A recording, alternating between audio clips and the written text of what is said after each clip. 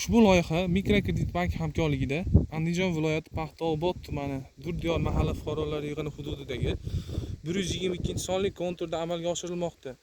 Bu yerda piyoz mahsuloti ekilgan. Maydon hajmi 10 gektardan iborat.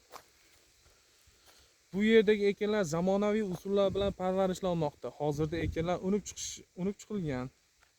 Ekinlarni yetishtirish 90 kun davom etadi. Yetishtirilgan jarayonda sug'orilib, tabiiy va mineral o'g'itlar bilan oziqlantiriladi.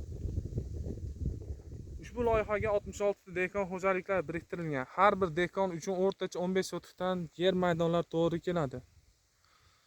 Loyihani samarali amalga oshirish uchun lider tadbirkor sifatida Oftobxon Oyimchaxon mas'uliyati cheklangan jamiyat biriktirilgan. Ushbu loyiha bo'yicha har bir gektardan 60 tonna, jami 600 tonna hosil olish rejalashtirilgan. Mazkur ekin yig'ishtirib olingandan so'ng ikkinchi ekinga ham yuqori daromadli ekin turini ekish orqali yer egalarining daromadlari yanada oshirib boriladi.